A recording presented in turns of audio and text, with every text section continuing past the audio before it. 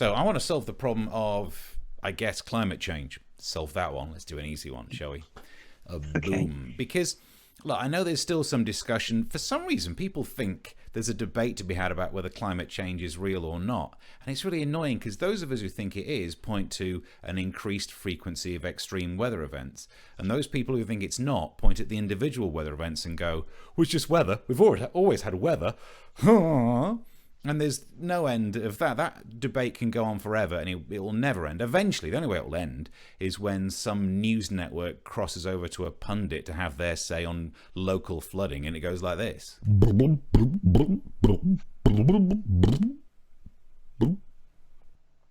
Quick side point on this as well. I love what's happening in America, that the west of it just seems to get lots of flooding and the east is far too dry. Is that the which way around? No, east is getting all the... It's the wrong way around. East is getting all the water, west is getting way too dry. So all you need to do is just tip it. I mean, I don't know why they've not thought of this. Just make one side a little bit higher and then solved it. God, we solve problems left, right and centre on this. But anyway... That's not the bigger problem. The bigger problem is, how do you raise awareness of the issues of climate change? Do you cause problems on the roads? Because this week we saw that the M25 had some junctions blocked by the Insulate Britain campaigners. And I understand why it was difficult for some of the people in the cars, because Insulate Britain seems like it might be a very different campaign. What's this? Insulate Britain?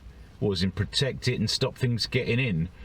What, strengthen our borders? Yes, and it's climate change. You're trying to save the planet. Fuck off.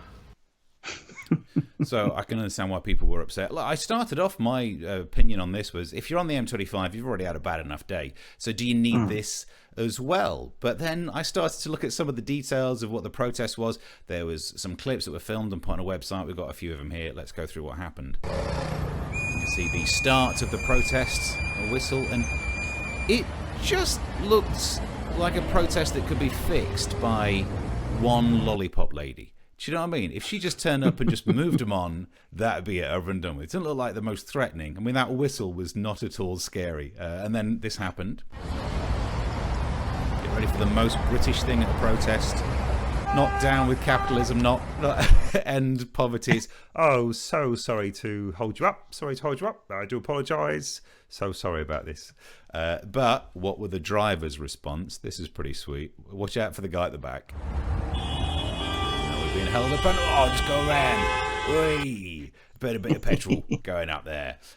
So the drivers were really upset about this. This was Insulate Britain, who want to insulate the houses, and the drivers got upset, so much so that we saw some of the drivers, the furious drivers, dragged the climate change protesters off the road.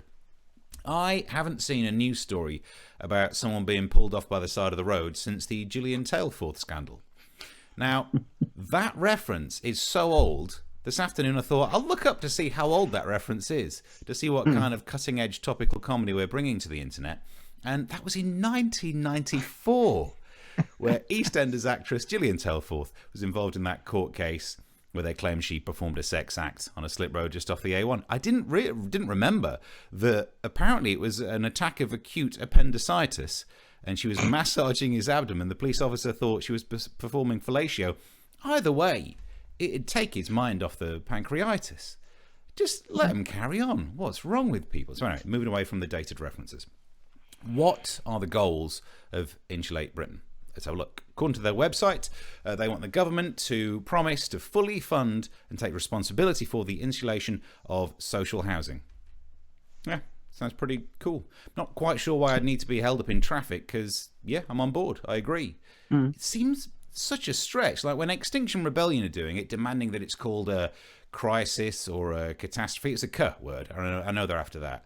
But at least it seems like it's desperate. Like, this must be done. Whereas the advice of doing more insulation is just the kind of advice you get from your dad.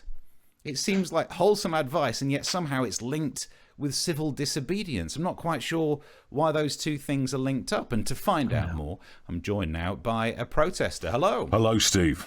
So are you in Insulate Britain? No, I'm a member of Barn Door. We're a protest group that tries to get people to remember to close the door as they go in or out of a room, not to let all the heat out. And if they don't, we will blockade Folkestone. Right, it's not going to get people on your side, though, is it? were an offshoot of the group Switch.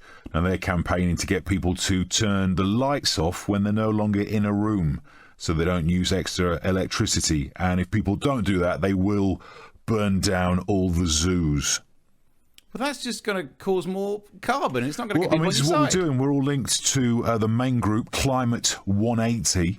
And what they're asking is for people to turn their tomato ketchup bottles round by 180 degrees just for a little bit before you throw them away. Just cut down on waste. And if people don't do that, they will bomb Luton Airport.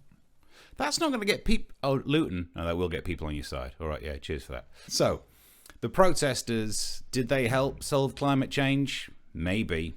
Not as much as this. In Germany, scientists have potty-trained cows to save the planet. Thank God German scientists are still doing what they love to do. They've managed to do a breakthrough that no one else would have thought of. They've trained cows to be potty-trained. How do you potty-train a cow? Really big potty, I'm guessing that much.